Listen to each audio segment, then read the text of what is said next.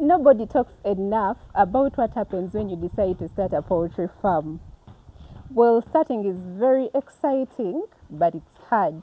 However, staying in business for a very long time, that's even harder because there are moments that will hit you and you will question why you started. Before we continue, I want to welcome you back to Poetry with Flavia. Flavia is my name, and on this channel, we talk everything poultry farming. And in today's video, I want us to have a discussion about some of the fears in poultry farming that shouldn't be fears if you actually looked at them from a different angle or with better sides.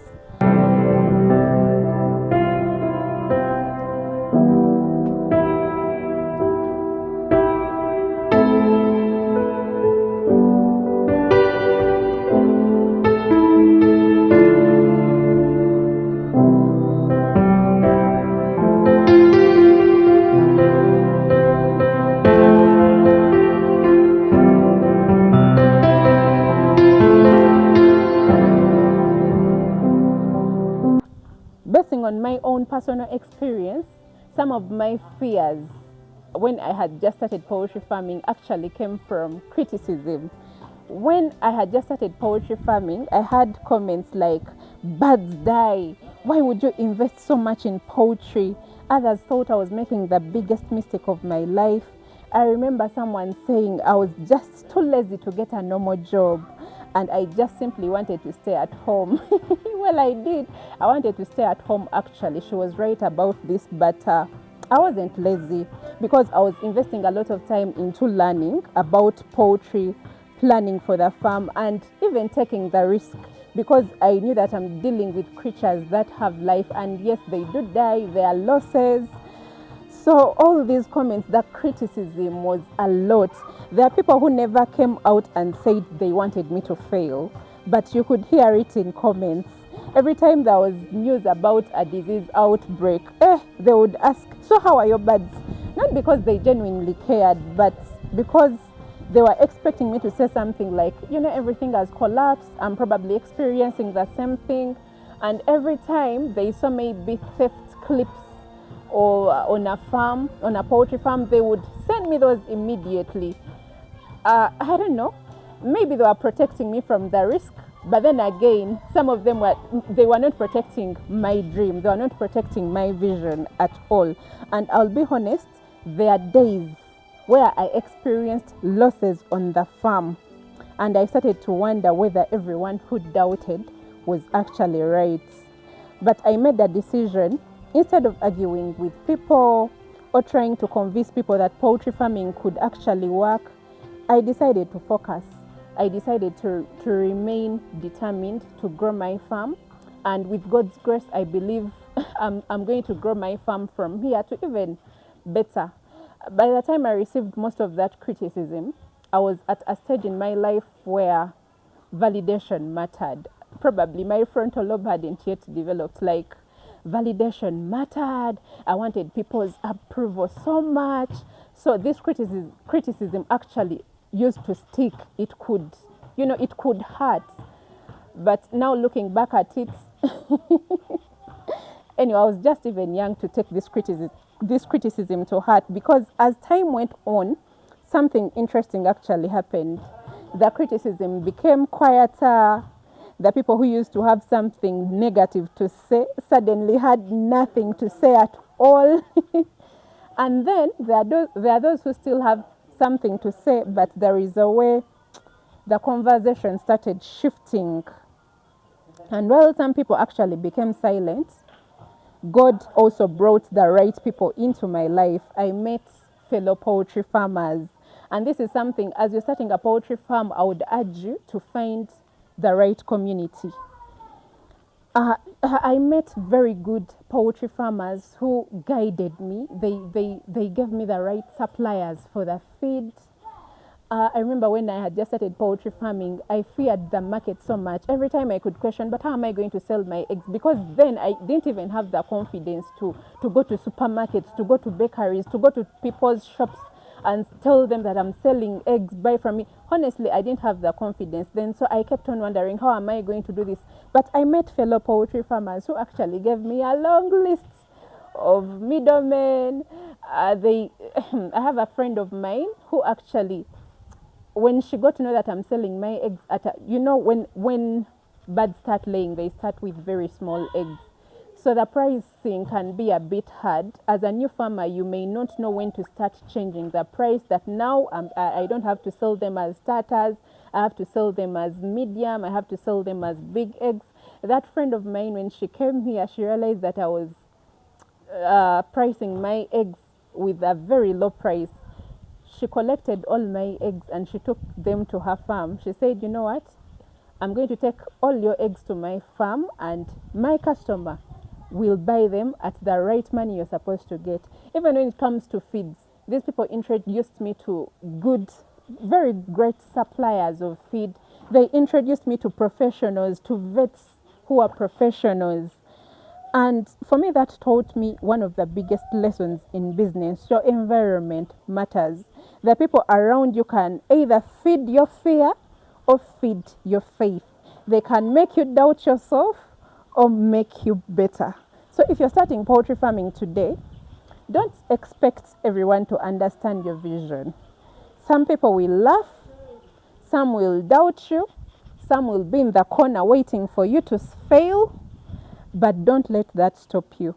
Keep learning, keep working, stay humble, remain focused, and allow your success to speak louder than all your explanations. Now, looking back today, I don't see those criticisms as obstacles anymore. I see them as part of the journey God used to build resilience, discipline, and confidence. And currently now, actually, I would wonder when someone says that their fear is coming from criticism. Now, if you're out there and most of your fear is coming from criticism, first ask yourself, the people who are criticizing you or the person who is criticizing you, does their voice matter in that particular journey that you're taking, the poultry farming journey? You need people who understand the journey. Get the right community. Like I mentioned, I met very good friends in poultry farming who introduced me to very good suppliers.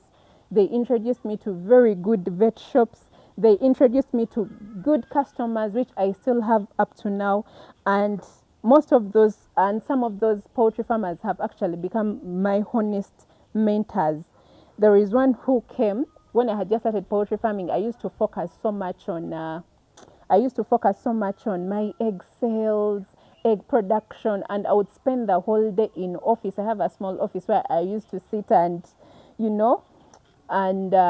audit everything, review everything, the egg sales, the production. And then this farmer friend of mine came on the farm and she entered my poultry houses. She checked the drinkers were dirty. Most of the feed was on the ground and not the feeders. She came to me and said, Flavia, you know what? You're minoring in the majors and majoring in the minors. Yes, it's right for you to audit your business, to sit in the office and you review the sales, the production, but the major things that you should actually put your focus on is, are your birds getting clean water supply? Are your birds getting the right feed? All this feed is on the floor. The boys you have on the farm do not measure this feed. If you make sure that you're doing all these things correctly, the birds get the feed on time and it's not wasted. They get the water on time. The production is going to be automatic. You don't even need to sit in office every day to review this production, even the sales, because you're going to be, if everything is done right, birds are given feed at the correct time. You know the health of the birds. You know how to, you know everything to do with managing the farm. The production is just going to be consistent. It's going to be automatic. You don't have to measure on that and then leave the health of your birds as a minor. You get that? You get my point? So I got honest mentors who are actually poultry farmers. I didn't get people who just say everything will be okay. So these people encouraged me. And before you focus on the criticism, build relationships that actually matter. Relationships with your customers, relationships with your vets. Don't call them only when your birds are dying. Build these relationships early enough, and avoid people who laugh at your dreams, only call you when something goes wrong, or they discourage every idea. They enjoy bad news about poultry farming, or people who keep on comparing your journey to other poultry farmers or other farms. Protect your peace. You don't have to argue with everyone, and you don't have to take criticism to heart. You just have to continue building your farm, remaining determined, remaining humble and remaining with the discipline. Now, another fear always came from disease outbreaks. Disease outbreaks can actually break your heart, and they always come at a time when you least expect them. I remember in the past I used to have disease outbreaks almost thrice in a year, sometimes twice in a year, and they could really be major because I would get mortalities on the farm. But how did I manage to overcome it? As I no longer fear being told that my birds are sick.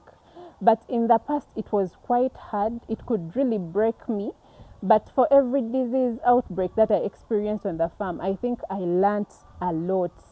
I learned on how to control these diseases. I learned to vaccinate my birds better. I no longer use this water, the drinking water, as a vaccine, where we put the vaccine in the drinking water. I think I wasn't doing it right, even though I used to starve my birds. But the moment I switched and started doing the eye drop method, I've spent the longest time without having disease outbreaks on the farm. And I really thank God for the grace and for the protection and for the wisdom itself, because now I know how to manage or to control diseases on the farm. My biosecurity is top notch, the management. So for any beginner farmer, I would really want to tell you that birds have life. Yes, they will get sick.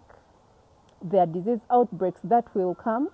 But if God protects you from the worst diseases like Gomboro that wipe the entire flock, diseases like typhoid, all these other things, you just need to learn from all those experiences. You just need to learn better biosecurity, better vaccination methods, better ways to control diseases on your farm, better ways to manage diseases on the farm. In the past, I used to panic every time I'm told, today the birds are not eating. I would rush and buy antibiotics, and most of these antibiotics could actually be very bad for the birds. Like, they could really make them weak. The production goes now down. But now I no longer panic. I no longer panic at all. It's no longer a fear, because I know God has given me the wisdom. God has given me the grace to manage all this, and I have to manage all this. Another fear actually used to come from the bad prices. You know, the times when you start to make some money, like money starts coming in, your birds are all laying, then the egg prices go down and the feed prices go high. But one thing I've learned with poultry farming is there are good months and there are also difficult months. You have to manage your money wisely during the good times so that you can survive the difficult times. So it's just that easy. Once you master, when you see a very good season, you just need to plan wisely. Expect for a difficult time to come, especially in terms of prices. So don't make permanent decisions because of temporary prices. So with the bad prices, if you're a new farmer out there, I'm going to tell you it's not all, like when we mention these prices or when we mention the income that you're going to be earning this at the end of the month, trust me, these are not constant figures. On ground, it's a very different thing, because there are difficult months in poultry farming when the egg prices are really down, but the feed prices are up. So you just need to plan wisely. There are times in poultry farming where we make abnormal profits, very abnormal profits. And then there are times where we make abnormal losses, because if you look at it, you will wonder, how are they surviving when the feed prices are way up? there, but the egg prices are so down. So you just need to learn how to manage the seasons. Once you see a good season, plan for the difficult season so that you remain in business. Another fear actually came from human resource. With poultry farming, you need human resource. And trust me, I believe this is something that is not talked about enough. Managing workers. Sometimes they're hardworking. Sometimes they lose the motivation, even if they're really hardworking. And sometimes you have to remind them of every task. In the past, I used to wonder, after training someone and they really get it right, one of the fears I had was, what if this person leaves? Will I be able to manage? What if this person, like, I had that fear of letting people go on the farm.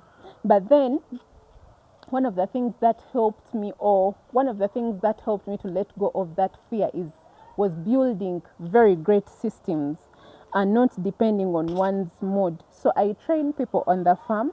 After training them, I set clear expectations from them. Then I follow up and I appreciate the good work. And also, I don't assume that everyone will have the same passion as me. It's my dream, it's not their dream. So once someone loses the motivation, and even if they've been really great and I've tried everything, I've tried appreciating them, I let them go because I know the systems that I have in place. I'll be able to train someone else. I'll be able to train someone else and they will be able to do the work. So that's also no longer a fear. So all those fears you have about starting a poultry farm, I'm not going to tell you that they will not happen. You might actually live to see those fears happen, but you can survive all those fears. All those fears have a solution. You can survive them. There is someone who mentioned that they wanted me to say something about how they should market their eggs, how they should market their products in poultry farming.